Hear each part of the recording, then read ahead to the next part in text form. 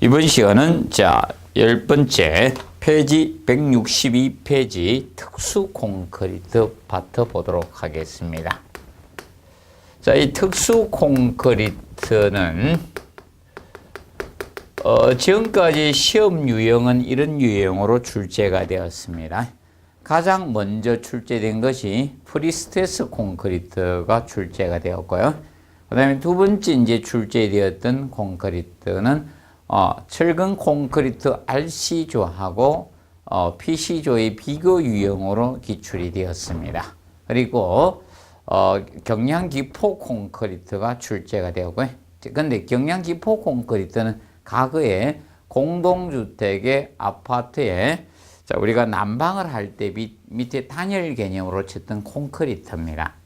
그런데 지금은 에너지 절약을 위해서 지금 콘크리트를 치는 게 아니라 단열재를 시공합니다. 그래서 경량기포 콘크리트는 시방서에서는 사라졌고요.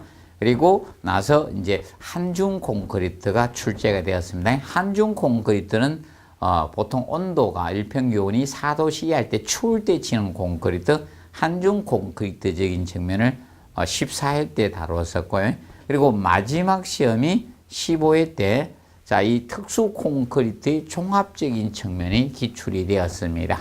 그러면 앞으로 시험은 결과적으로 출제되지 않은 다른 파트의 콘크리트의 이런 시방서적인 측면과 관련된 부분을 출제할 수밖에 없습니다. 자, 그래서 책의 내용에 시방서가 너무 많기 때문에 최대한 압축시켜서 내용을 서술해 놓았습니다. 그래서 먼저 1번에 서중 콘크리트 분야는 종합 문제의 지문만 출제가 되었던 유형이었습니다. 그렇기 때문에 간략히 정리를 해 두도록 해 두십시오. 그러면 서중 콘크리트는 그 1번 개념만 시험에 언급해서 나왔습니다. 그래서 일평균 기온이 25도씨 초과입니다. 넘을 때. 경우에 적용하는 콘크리트가 서중 콘크리트가 됩니다. 자, 그러면 더울 때 콘크리트를 치면 문제점이 어떤 문제점이 생기는가 하면 저번 시간에도 우리가 배웠다시피 자, 이 내부 온도하고 이 외부 온도하고 차이가 크게 되면요. 이 온도 차가 커지면 균열이 발생이 됩니다. 그렇기 때문에 그 내부 온도를 최대한 줄여주도록 해줘야 됩니다. 자, 콘크리트는 수화작용에 의해서 수화열이 발생이 되죠. 그 수화열에 의해서 내부 온도가 올라갑니다. 그러면 콘크리트에 균열이 생기면 이것은 철근의 부식을 유발할 수밖에 없죠. 그렇기 때문에 균열을 줄이기 위해서 최대한 온도를 낮추는 방법을 써주는 것이 시방서의 기초적인 내용이라고 보시면 되겠습니다. 자, 그래서 거기 2번에 보시면 고온 시멘트 사용하지 않으며 물 및 골재도 되도록 낮은 온도의 것을 사. 그래서 자, 높은 거 사용하라, 많이 넣어라 이런 개념이 없고 최대한 낮게, 적게 이렇게 가주시면 됩니다. 많게 들어가게 되면 그 열이 많이 발생하기 때문에 내부 온도가 높아지면 균열이 발생됩니다. 그 측면을 기억하시면서 읽으시면 이해가 되실 겁니다. 그래서 이번에 최대한 낮은 것 쓰고, 그리고 세 번째, 조건에 따라 단위 수량이나 단위 시멘트량이 될 수 있는 적게 되도록 해줘요. 그러면 시멘트나 물의 양이 많으면 수화작용이 많이 발생할 거 아닙니까? 그러면 수화열 발생이 많아짐으로써 균열이 증가될 수밖에 없습니다. 그래서 최대한 적게 사용을 해주시고, 그 다음에 공사 시방서에 정한 바가 슬럼프는 180mm 이하가 기본입니다. 그래서 슬럼프는 보통 이렇게 잡아주시면 된다. 슬럼프는 가장 기본이 180mm가 기본입니다. 이거 이하로 하는 게 일반적인 슬럼프라고 보시면 되겠습니다. 180mm 이하고. 보통 모르면 180mm 이하로 규정 잡아두시면 됩니다. 그리고 150mm 이하로 해야 되는 경우가 있는데, 그러면 150mm 이하로 하는 경우가 보통 무엇이 있는가 하면, 자, 고강도 콘크리트하고 고강도 콘크리트적인 측면하고 베이스 콘크리트, 이것이 보통 150mm 이하의 개념이 됩니다. 그래서 150mm 이하로. 그럼 150mm 이하로 한다는 것은 댐비빔을 의미합니다. 물을 최대한 적게 사용하는 것이라고 보시면 되겠고, 그 다음에 210mm 이하, 210mm 이하가 있는데, 210mm 이하는 자, 유동성 콘크리트가 자, 이겁니다. 유동성 콘크리트가 바로 210mm 이하가 됩니다. 유동성 콘크리트. 자, 그럼 베이스 콘크리트는 자, 이 유동성을 유동화재를 첨가하면 유동성 콘크리트입니다. 그러면 유동화재를 첨가하기 전에 콘크리트가 베이스 콘크리트고요. 그래서 기본 슬럼프는 이렇게 나눠진다. 180mm, 18cm, 15cm, 21cm 이렇게 세 부류로 크게 나누어지게 됩니다. 그러면 잘 모르시면 자, 이 18cm, 180mm 이하로 하시고요. 그리고 고강도 콘크리트하고 베이스는 15cm가 됩니다. 그리고 유동화 콘크리트, 유동성을 좋게는 유동화 콘크리트, 이것이 21cm, 210mm 이하가 개념이 됩니다. 이렇게 해서 정리를 해 두시면 되겠습니다. 슬럼프는. 그래서 서중 콘크리트는 바로 180mm 이하가 되어 주시면 되겠습니다. 자, 그리고 6번에 보시면 콘크리트의 온도가 35도씨 이하야 돼요. 콘크리트 온도가 높은 상태에서 탓을 하게 되면 내부에서 수화작용에서 수화열이 발생돼 온도가 많이 올라가게 됩니다. 그래서 35도씨 이하. 자, 낮아야 됩니다. 그 층 보시고, 그 다음에 이제 7번에 부어넣을 때 콘크리트 수분이 그 부집에 의해서 흡수되지 않도록 미리 그 부집에 물을 뿌려야 돼. 그래서 사전 물추김 하라는 것이 바로 7번이죠. 그래서 특히 서중 콘크리트는 그 부집에 사전 물추김을 필요로 하게 되는 겁니다. 사전 물추김은 꼭 필요하고요. 그 다음에 8번 콘크리트 부어넣어서 수분의 급격한 증발이나 직사광 온도 상승을 막고 수분 상태 유지하면서 양생을 해 주시면 됩니다. 그래야지 최대한 균열을 방지할 수 있죠. 그래서 보통 수분 양생이 콘크리트는 가장 기본이 된다는 점을 알아두시면 되고, 그 다음에 2번에 한중 콘크리트는 출제가 된 부분이기 때문에 간략히만 봐두시면 되겠습니다. 종합 문제의 지문 정도로 나올 수 있다. 이렇게 기억하시고요. 한중 콘크리트. 한중 콘크리트는 일평균 기온이 4도씨 이하에서 시험 추울 때 치는 콘크리트가 한중 콘크리트가 됩니다. 그러면 온도가 낮으면 강도가 나오지 않습니다. 그래서 어떤 조치를 우리가 취할 수밖에 없습니다. 그래서 여러분들이 제일 중요한 것이 한중 콘크리트는 5번이에요. 5번 개념을 자 기억하시고요. 출제 14회 때 출제될 때도 5번에서 나왔지만 또 5번입니다. 그래서 5번이 제일 중요한 파트라고 보시면 됩니다. 그래서 재료를 가열할 때, 자, 이 재료 가열할 때는 재료 이 가열을 하게 되는데 가열의 기본의 원칙은 물이에요. 물을 가열하는 것이 원칙입니다. 물을 가열하고요. 근데 온도가 떨어지면 그때 골재를 가열하는 거예요. 기본적으로 여러분들이 자 영하로 자꾸 내려가서 추울수록 이제 골재 가열이죠. 그래서 물을 가열을 하는 거고 예외적으로 이제 이 골재 가열을 하는 거거든요. 골재 가열을 모래나 이 자갈의 가열이 된다라고 보시면 되겠습니다.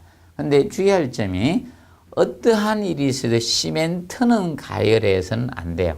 재료 가열적인 측면에서 시멘트 가열은 안 돼요. 시멘트가 결합제이기 때문에 시멘트 가열은 절대로 해서는 안 됩니다. 기본적으로 보시고 그때 골재를 가열할 때도 직접 가열은 안 됩니다. 간접 가열 형태로 가야 돼요. 골재는 간접 가열 형태로 가주셔야 됩니다.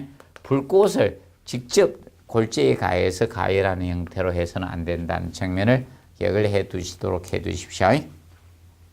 그리고 3번에 경량 골재 콘크리트 공사적인 측면을 보도록 하겠습니다. 자, 경량 골재 콘크리트는 그러면 경량 가벼운 골재를 사용했죠. 그러면 경량 골재는 보통 하산 자갈이나 석탄 제가, 석탄을 떼고 나면 구멍 뻥뻥 남은 돌이 생기죠. 그것이 석탄 제각인데 이런 것을 경량 골재라고 칭합니다. 경량 골재를 하게 되면 강도는 분명히 떨어질 수밖에 없겠죠. 그래서 그 1번에 경량 골재 콘크리트의 경우는 설계 기준 강도가 조금 낮습니다. 그래서 설계 기준 강도가 15메가파스칼 이상에서 24메가 이상 그 사이를 우리가 기본으로 잡고 있는 것입니다. 자, 그러면 경량 골재 콘크리트에서 우리가 이거는 뭐 시험에 언급이 전혀 되지 않았기 때문에 앞으로는 공부를 조금 해 두시면 될 것 같습니다. 경량 골재 콘크리트 공사는 이거는 시험에 언급된 바가 없기 때문에 정리를 해 두시고, 그러면 기본적인 이제 슬럼프 값은 우리가 이 앞에서 다뤘는데 잘 모르겠다 그러면 슬럼프는 18cm 하면 됩니다. 슬럼프 값은 180mm가 기본입니다. 그러면 고강도 콘크리트나 베이스 콘크리트는 150mm고 그 다음에 유동화 콘크리트 이것은 21cm 그리고 모르시면 18cm 180mm 이하가 기본이 됩니다. 자, 그러면 일반적으로 여기에서 경량골재에서 우리가 알아두실 거는 경량골재 슬럼프 값을 정리해 놓으시고, 그리고 경량골재 최대 치수를 좀 정리를 해 두시면 됩니다. 그래서 이 골재 굵은 골재니까 자갈이죠. 굵은 골재 이 골재의 최대 치수는 굵은 골재 최대 치수는 이거는 너무 크게 해서는 안 되고요. 그래서 20mm 이하, 2cm 이하로 하는 것이 기본으로 잡고 있습니다. 정리를 해 두시고, 그 다음에 여기에서 이제 정리하실 거 몇 가지 이제 더 보실 거는 저거 체크해 두시고 7번이 꼭 중요합니다. 7번. 7번이거든요. 자, 이 경량골재는 이 구멍이 많기 때문에 공극이 많기 때문에 물의 흡수가 굉장히 많이 합니다. 그래서 콘크리트 비비기 미리 앞서서 물을 흡수시켜 주셔야 돼. 충분히 물을 흡수시켜서 사용해야 돼요. 그래서 경량골재는 사전 물추김을 꼭 해야 돼요. 사전 물추김을 꼭 해 주셔야 됩니다. 물을 축여줘서. 그러면 보통 어떤 상태로 만들어 주셔야 되는가 하면 이 경량골재의 경우는 저 상태로 만들어 줘야 됩니다. 보통 표면 건조 내부 포수 상태의 콘크리트 타설하기 이 상태로 만들어 주기 위해서 미리 사전에 충분히 물을 죽여 줘서 비빔을 우리가 해 주셔야 됩니다. 그 측면을 정리를 해 두시고요. 그 다음에 경량골재 콘크리트에서 우리가 봐두실 거는 거기 10번에 보시면 10번에 정리하실 거. 자, 그래서 보통 수밀성 기준일 때 물시멘트 비 개념이 나오고 있습니다. 물결합제비. 그래서 보통 물시멘트 비하고 물결합제 비하고는 약간 차등이 있습니다. 근데 여기에서는 이제 먼저 기억하실 게 보통 이 물결합제 비는 기본적으로 될 때 수밀성 기준이 나오는데 수밀성을 기준으로 할 때는 물결합제 비가 50% 이하라 규정하고 있죠. 50% 이하가 되는데 요 수밀성이란 조건이 없게 되면 틀려집니다. 수밀성 기준이 아닌데 보통 기본의 물결합제비 수밀성이라 할 때는 요거 됩니다. 그냥 물결합제비는 60%가 돼요. 일반적인 수밀성이 조건이 안 주어졌을 때는 60% 이하를 기준 잡고 있지만 수밀성 기준을 잡았을 때 물결합제비는 50% 이하가 된다는 점 좀 주의해서 비교해 두세요. 그래서 163페이지에 보시면 2번에 2번에 보시면 물 결합제비가 나올 겁니다. 60% 이하가 나오고, 결합제는 시멘트입니다. 물 시멘트비라고 할 수도 있고 물 결합제비라고도 할 수 있습니다. 시멘트가 결합제라고 했죠. 그 점 비교해 놓으시기 바랍니다. 그래서 그걸 좀 정리를 해두고 가주시기 바랍니다. 그리고 보통 이 공기량적인 측면, 그래서 이제 거기에 12번에서 보시면 공기량이 나와요. 에어량. 공기량은 경량골재 콘크리트는 이 경량골재가 이런 좀 거칩니다. 하산자갈이나 석탄 제강이다 보니까 조금 거친 면이 많습니다. 그렇다 보니까 공기량은 보통 콘크리트에 비해서 1% 크게 해 주시면 된다. 보통보다. 보통 골재 사용, 보통 콘크리트보다 보통 1% 더 크게 우리가 해주는 것이 기본으로 잡습니다. 1% 크게 우리가 해준다는 점 알아두시고, 왜 그런가 하면 보통 콘크리트는 압축 강도 목적으로 하지만 경량을 쓴 것은 결과적으로 강도는 조금 무시해도 된다는 기준 아닙니까? 그래서 다른 목적으로 하다 보니까 얘는 1% 정도 더 증가시켜줘서 시공 연도를 조금 좋게 우리가 해주는 쪽으로 가주는 것이 좋습니다. 그 측면을 좀 정리해 놓으시고,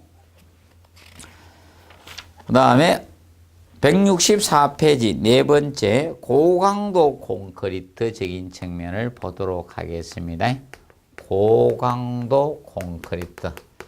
자, 강도를 많이 받는 콘크리트죠. 고강도 콘크리트.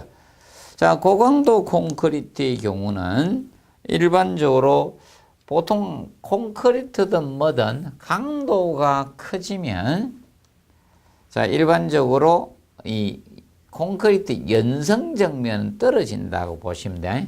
강도가 커지면 연성은 떨어져요. 연성 부분은 기본적으로 뭐든 재료든 간에 강도가 커지면 연성은 떨어집니다.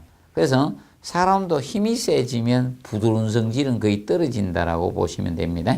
자, 그래서 예를 들어서 이런 런닝맨 이런 김종국 씨 이런 사람들은 운동을 많이 하다 보니까 그런 문제, 이제 힘은 세지만 연성은 떨어지죠. 그럼 손현재나 이런 체조 선수들이 연성은 좋잖아요. 근데 힘은 떨어지죠. 그래서 강도가 커지면 연성이 보통 떨어져요. 그럼 고강도 콘크리트는 보통 콘크리트에 비해서 연성은 부드러운 성질은 떨어질 수밖에 없습니다. 그래서 고강도 콘크리트는 이 보통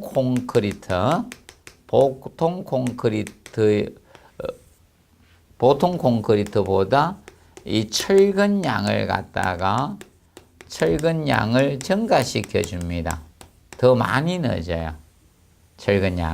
철근비를 좀 증가시킵니다. 그래서 이거는 바로 연성이 떨어지니까 연성 확보 차원에서 연성 확보를 하기 위해서 약간 철근 양을 더 증가해 주는 형태라고 보시면 됩니다. 자, 그러면 고강도 콘크리트는 거기 1번에서 설계 기준 강도를 잡고 있죠. 보통 그래서 대략 40메가파스칼 이상, 그리고 경량 콘크리트는 27메가파스칼 이상을 고강도 콘크리트라고 칭하고 있습니다. 그래서 1번에서는 설계 기준 강도에 의해서 정하고 있고요.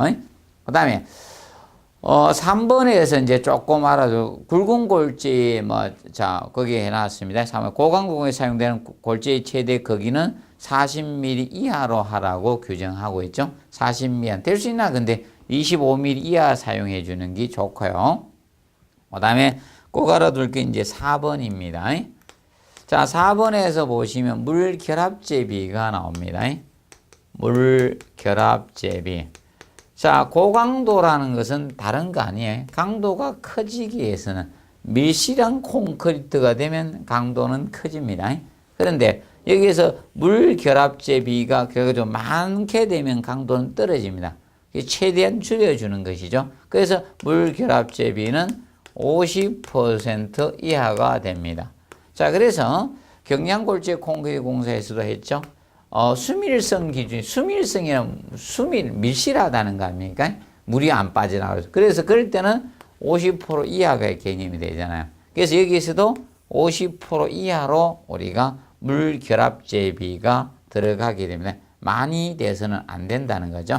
4번에서 보시고, 그 다음에 6번 개념 정리를 해 두시고, 자, 6번에서 보시면 단위 시멘트량은 소요 워크어빌리티는 영어고, 한글로는 시공연도라 했죠. 시공연도. 그래서 워크어빌리티, 시공의 강도를 얻을 수 있는 범위에 뗄 수 있는 적게 사용하는 게 좋습니다. 그래서 이 콘크리트에서 많이 넣어주라는 개념은 거의 없다. 어떤 범위 내에서 최대한 적게 사용하는 것을 기본으로 잡고 있다는 점 우리가 알아두시고, 그러면 슬럼프는 우리가 조금 전에 배웠다시피 고강도 콘크리트하고 베이스 콘크리트는 자, 우리가 15cm, 150mm 이하라고 했죠. 이렇게 해두시고, 그리고 부어넣는 낙하고가 너무 높으면 제로 분리 생기기 때문에 1m 이하로 우리가 해주는 걸 기본으로 잡고 있습니다. 그리고 거기 보시면 폭열 방지 방안 해가지고 나오죠. 폭열 방지 방안. 자, 폭열 현상 그 밑에 용어 정리에다 해놨습니다. 하재시 해놨죠. 극형 공원에서 내부 수증기압이 발생하고 이 수증기압이 콘크리트에 뭔가 하면 인장열 가겠죠. 그걸로 인해서 콘크리트가 나중에 그걸 못 이겨서 이렇게 폭발하는 현상을, 폭열 터지는 현상을 폭열 현상이라고 취합니다. 그럼 이 폭열 현상을 그래서 이제 보통 고강도 콘크리트가 단점이 바로 이거예요. 내부에는 일정 정도의 습기를 가지고 있습니다. 근데 하재에서 그 습기가 수증기로 된다는 거죠. 근데 수증기가 밖으로 빠져나갈 수 있는 이런 틈사이나 이런 게 있으면 되는데 강도가 크다 보니까 밀실하다는 거죠. 그럼 수증기가 밖으로 탈출을 못해요. 안에서 갇혀 있다가 수증기압이 커짐으로써 콘크리트가 그걸 못 견디고 한꺼번에 터지는 것이 폭열입니다. 그래서 그 폭열 방지 방안에 대해서 거기 간략히 해놨습니다. 그래서 콘크리트 설계 기준 강도가 50MPa 이상인 고강도 콘크리트에서는 결과적으로 강도가 높을수록 폭열 현상은 이루어지기가 쉽습니다.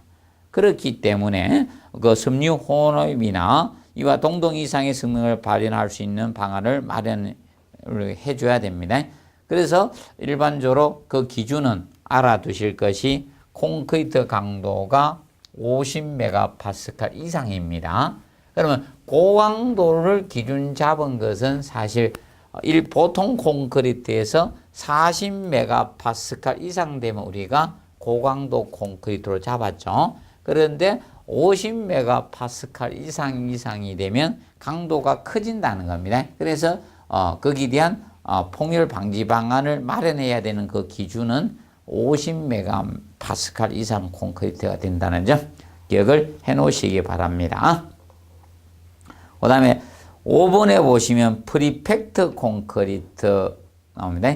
자, 프리팩트 콘크리트는 종합 문제의 지문 정도 나왔었습니다. 자, 프리팩트 콘크리트는 보통 그 부집 내부에 굵은 골재인 자갈을 채워놓고 이제 특수 모르타르를 압력으로 주입해서 만드는 콘크리트가 프리팩트 콘크리트가 됩니다.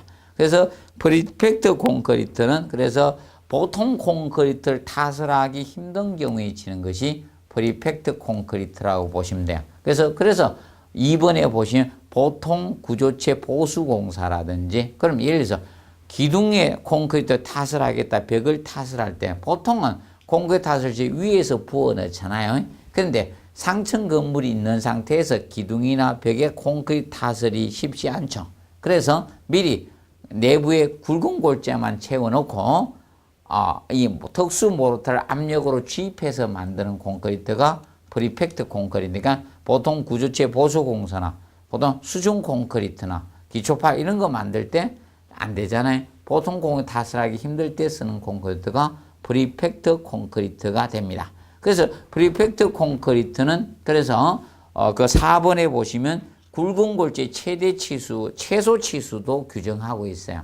보통 이 모래하고 자갈 작은 골재의 모래하고 자갈의 구분점은 5mm거든요. 5mm. 5mm보다 크면 자갈이고 5mm보다 작으면 모래거든요. 다른 데서는 얼마 최소 규정을 규정하지 않지만 이 프리팩트 콘크리트 만들 땐 최소 규정을 규정하고 있다는 겁니다. 왜 그런가 하면 이 모르타를 압력으로 주입하다 보니까 너무 가는 자갈을 넣게 되면 이 자갈이 한쪽으로 치우칠 수 있죠.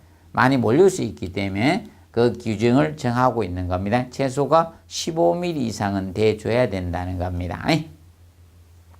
그리고 우리가 이제 봐두실 거, 저거 알아두시고, 그 다음에 6번에 블리딩률의 설정값에 대해서 시험 시작 후 3시간에서 값이 3% 이하가 되는 것으로 해줘야 된다. 자, 블리딩은, 자, 수분 상승 현상이라 했죠. 블리딩. 자, 가다음 물의 수분 상승 현상이 블리딩. 그 율을, 3시간에 3% 이하가 되는 것으로 우리가 해 주셔야 됩니다. 근데 고강도일 경우는 줄어야 됩니다. 블리딩률이. 그래서 1% 이하 기준이고, 그래서 블리딩 율적인 측면에서 자, 기억에 3시간을 기준 잡고 있고요. 블리딩률은 3시간에 보통 3% 이하가 되는데 보통 콩크에서는 고강도에서는 1% 이하로 우리가 해 주셔야 됩니다. 정리해 놓으시고, 자, 그리고 우리가 이제 정리하실 거는 저 부분에 대해서 봐두시고 9번적인 측면. 그래서 이제 9번에서 보시면, 자, 재료 분림이 건조수지 보통 콩크에 비해서 2분의 1 정도밖에 안 됩니다. 그래서 결과적으로 균열이 적게 생긴다는 겁니다. 균열 발생이 적다는 개념이고, 그 다음에 10번에 조기 강도는 작아요. 근데 장기 강도는 별 차이가 없어요. 보통 콩크에 비해서. 그래서 장기적으로는 강도가 별 차이가 없기 때문에 지금 구조체 보수공사에 사용할 수가 있는 겁니다. 그리고 수밀성이 크고 염료에 대한 내구성이 커요. 그래서 수중 콘크리트에 많이 사용이 되고 있는 것이 되고, 그 다음에 이 프리팩트 콘크리트의 특징이에요. 구 콘크리트하고 기존의 콘크리트하고 부착력이 좋습니다. 기존 건축물 콘크리트하고 부착력이 좋아요. 그래서 구조체 보수공사에 많이 사용이 되고 있는 것이라고 보시면 되겠습니다. 그래서 여러분들 이겁니다. 보통 교량을 보수공사를 해야 될 거 아닙니까? 교량이 차가 다니거나 막 기차 다니는 가운데 밑에서 보수공사를 하게 되는데 다리를 전혀 사람들 못 다니게 하고 보수할 수는 없죠. 계속 기존의 교량 보수할 때 이럴 때 프리팩트 콘크리트를 쓰고 있는 겁니다. 그리고 6번에 보시면 A 콘크리트가 나오는데, A 콘크리트는 공기 연행제를 넣어준 콘크리트입니다. A제. 그래서 우리가 혼화제를 배웠죠. 혼화 재료를 앞에서 간략했는데, 혼화제는 혼화제, 재료제자, I자, 재료제자가 있고 혼화제, 약품제자가 있다 했죠. 약품 개념으로 넣는 것이. 그러면 바로 A제가 대표적이죠. 공기연행제. 이것이 대표적으로 많이 쓰는 혼화제 약품이거든요. 이것을 콘크리트 비빔시 넣게 되면 미세 기포가 발생하게 만드는 것이 바로 A제 공기연행제입니다. 그러면 미세 기포를 발생이 되면 얘가 볼 베어링 작용을 해줍니다. 그 콘크리트 내부 입자들 사이에서. 그러면 물의 양은 줄여주면서 시공 연도를 좋게 해줄 수 있는 개념이 됩니다. 단위 수량, 물은 최대한 줄이면서 시공 연도, 시공 용익을 좋게 해서 넣어주는 것이 바로 이 대표적인 것이 됩니다. 자, 그런데 A제를 넣게 되면 비면 공기량 때문에 시공 연도는 좋아집니다. 근데 그 공기가 100% 다 날아가는 건 아니고 일부가 내부에 존재하게 됩니다. 그럼으로써 공기량이 증가되면 사실 콘크리트 강도 제한은 가져올 수밖에 없거든. 그럼 너무 많은 공기량을 가져서는 안 됩니다. 그래서 적정 공기량 이내 상태가 되어 주셔야 됩니다. 그러면 공기량이 많아지면 기보죠, 그죠? 그러면 AG를 써서 공기량이 많아지면 사실 이거 되겠죠? 공기량이 많아지면 이 슬럼프 값이 커지겠죠. 슬럼프치가 커지니까 시공연도는 좋아지는 개념이 됩니다. 시공연도 좋아집니다. 근데 이제 문제가 이거는 좋아지지만 강도가 떨어지는 거예요. 강도가 떨어지니까 문제가 되는 겁니다. 그래서 너무 많은 우리가 공기량을 내포해서는 안 되고 적정 공기량을 우리가 써줘야 됩니다. 그래서 보통 공기량 1%가 증가되면 보통 1% 증가되면 슬럼프 값이 한 2cm 정도 증가가 됩니다. 2cm 되고 그리고 단위 수량이 보통 줄어듭니다. 한 3% 감소가 되고 그걸로 인해서 보통 이 압축 강도가 떨어져요. 3에서 5%가 떨어지니까 그러면 물을 적게 넣음으로써 강도는 증가가 되겠죠. 그런데 반대로 공기가 있음으로써 강도는 떨어지죠. 그게 상쇄할 정도로 우리가 공기량을 확보하는 것이에요. 그래서 너무 많이 첨가해서 사용해서는 안 됩니다. 그래서 보통 적정 공기량은 대략 3, 5% 정도 전후에서 보통 결정이 된다라고 보시면 됩니다. 그러면 물을 적게 씀으로써 효과도 있을 거고 그 다음에 단점도 가질 수가 있겠죠. 그러면 좋은 점은 그거죠. 그래서 그 디귿에 보시면 염분 및 동결융에 대한 저항성은 증대된다는 거죠. 장점이죠. 그리고 물을 적게 쓰니까 수화열 적게 사용하니까 장점 될 거 아닙니까? 그럼으로써 균열도 적게 생기겠죠. 그런데 시공 연도도 좋아지고 이걸로 인해서 그리고 블리딩도 물을 적게 쓰니까 블리딩도 감소됐다. 장점적인 측면이 되는 겁니다. 그런데 다음 페이지 넘겨보시면 수밀성 정대도 잘 들어가니까 수밀성 정대될 것이고 단위 수량 감소 이런 것은 장점입니다. 그리고 깬자갈에 유리하죠. 깬자갈은 깬자갈 이것은 쇠석을 이야기합니다. 쇠석 깬자갈 쇠석을 우리가 칭하고 있습니다. 쇠석 깬자갈. 그래서 깬자갈은 보통 시공연도가 나빠질 수밖에 없잖아요. 시공연도가. 그래서 이 AG를 넣어줌으로써 슬럼프가 준 시공연도 좋아지니까 이 깬자갈에 유리하다는 겁니다. 그리고 부착 강도가 떨어지는 것은 자 일부의 공기량은 콘크리트 내부에 남아 있어요. 그러면 철근 주변에 에어가 차 있게 되면 부착력이 떨어질 수밖에 없거든요. 그래서 부착 강도 떨어지는 이것이 단점이에요. 그러면 이 AJ를 써줌으로써 단점은 이거죠. 부착 강도 떨어지고 전체적인 강도가 떨어지는 것 이런 것이 단점적인 측면으로 강도가 떨어지는 게 단점이라고 보시면 됩니다.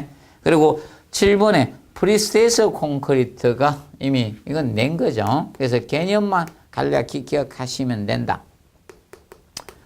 프리스트레스트 콘크리트. 그래서 이 프리스트레스트 이 콘크리트는 보통 이 수평부재, 힘부재. 자, 이렇게 수평부재가 있으면 상부에서 하중을 가해버리면 이게 해요. 힘이다. 그럼 밑에 균열이 생길 수 있을 거 아닙니까? 그래서 미리 이 힘을 받는 이 부재, 인장력이 생긴 이 부재에다가 이렇게 만드는 거예요. 보통 철근을, 이거는 고강도 철근을 써줍니다. 피아노선을 보통 써줘요. 일반 철근에 5배 정도의 큰 강도를 가지는 피아노를 써가요. 여기에다가 철근을 잡아 당깁니다. 인발기계에 설치해서 인장력을 가해요. 여기에다가 장력을 가합니다. 잡아 당깁니다. 그래서 인장력 가하고 나서 이 철근에다 인장력을 가합니다. 자, 그런데 항복 강도 이하에서 가합니다. 항복 강도보다 더 강하게 가하면 늘어나가 안 되도록 옵니다. 그래서 항복 강도보다 약간 작게 잡아당깁니다. 그러면 다시 제거해보는 원상으로 회복하거든요. 그래서 인장력을 가하고 나서 여기에다가 콘크리트 타설을 하는 거야. 콘크리트 타설을 합니다. 그럼 콘크리트 굳었겠죠? 굳은 상태에서 이제 철근의 인장력을 제거하는 거야. 철근의 인장력 제거를 해요. 그럼 인장력을 제거하니까 잡아당겼다가 나니까 원상태로 회복할까 합니까? 제거하니까 콘크리트의 압축응력으로, 콘크리트의 압축력으로 힘이 가해지는 거예요. 압축력. 그러면 노니까 되돌아가려고 할까 합니까? 이렇게 원상 회복이 되려고 해요. 원상태로 되돌아가려고 하다 보니까 자, 압축력으로 작용이 되는 겁니다. 그러니까 힘 응력이 증가되는 이런 형태를 가져오는 겁니다. 그래서 교량에는 이 볼을 많이 사용하고 있는 겁니다. 그래서 간략히 알아두시고, 근데 이것은 시험에 이미 출제가 되었기 때문에 간단히만 정리를 해 두시고, 그래서 그 프리스테스 콘크리트에 보시면 인장 응력이 생기는 부분에 미리 압축입니다. 꼭 체크하시고 압축에 프리스트를 주어서 그 인장 강도를 증가시키는 방법이에요. 이것이 프리스테스 콘크리트다. 그래서 교량에 많이 활용하고 있는 것이 프리스테스 콘크리트라고 보시면 되겠습니다. 그럼 이렇게 하면 거기 특징 나오죠. 기억, 장습팬이 가능하고 설계하중 내에서 균열이 발생하지 않습니다. 그래서 여러분들 교량에 많이 쓰는 거예요. 교량은 위에 덤프 트럭이나 이런 게 많이 다니잖아요. 차나 이런 게. 그러면 하중이 크다 보니까 많은 힘을 받을 수밖에 없거든요. 그래서 이걸 많이 쓰고요. 그다음에 부재의 자중을 가볍게 할 수 있다는 것은 무엇인가? 적은 단면으로 큰 하중을 받을 수 있으니까 부재를 축소할 수 있잖아요. 그래서 자중을 줄일 수 있다는 거고, 그리고 강제가 지략된다는 것은 바로 PC 강선, 피아노선을 써요. 일반 철근 약 5배 정도 큰 받을 수 있는 걸 쓰다 보니까 강제가 지략된다는 겁니다. 기억하시고, 그 다음에 리을 꼬가, 요 가지고 이제 시험 냈었습니다. 철근 공에 비해서 내화성이 떨어져요. 그리고 부재 단면이 적고요. 그 다음에 밀실하다 보니 강도가 커지면 내화성은 보통 떨어지거든요. 항상 기본이가 강도가 센 놈들은 내화성은 기본적으로 떨어집니다. 그렇게 돌도 그렇고 거의 대부분이 강도가 커지면 내화성은 떨어진다라고 보시면 되겠습니다. 그리고 위험해. 철근 콘크리트에 비해서 단면이 작아요. 그래서 병이 크고 진동할 수 있어요. 그래서 교량에 가보면 진동이 많이 옵니다. 그래서 차가 지나다니까, 근데 교량이 차 지날 때 이렇게 다녀보시면 이 진동이 많은 이유가 이 프리스테스 콘크리트를 쓰다 보니까 진동이 좀 많다는 겁니다. 기억을 해 놓으시고요. 그래서 그런 거 위주로 한번 보시면서, 그리고 이형 보시면 고강도 재료를 사용합니다. 그래서 고강도 재료를 사용하다 보니까 여기서 주의할 건 철근이든 철근 재료든 콘크리트든 둘 다 고강도를 써야 돼요. 둘 다 고강도 재료를 써야 돼요. 고강도 해야 돼요. 자, 철근이 피아노선 쓰니까 또 콘크리트는 또 저강도 콘크리트 사용한다 하면 틀립니다. 둘 다 고강도를 쓴다는 측면을 기억을 해 놓으시기 바랍니다. 그 점에 대해서 자, 정리를 해 두시고, 그래서 혹시나 이제 조금 이제 지금 이론은 다 냈기 때문에 혹시나 좀 깊이 들어갈 걸 대비해서 167페이지 4번에 표준 시방서 내용을 거기에다 해놨어요.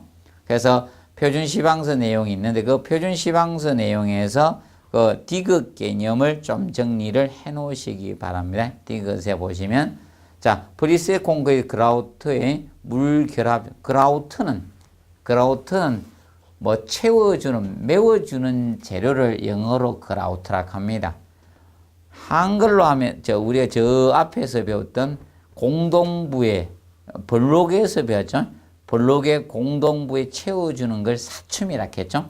그와 같이 사춤이라고 보시면 되죠. 사춤, 그라우트. 그래서 물 결합점이 45% 이하가 돼요.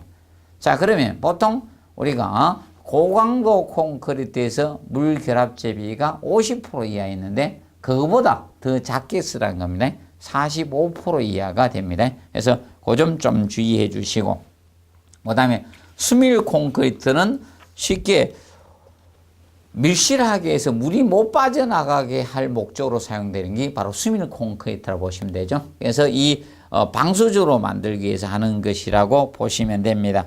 그런데 얘는 잘 언급을 하지 않을 것 같습니다.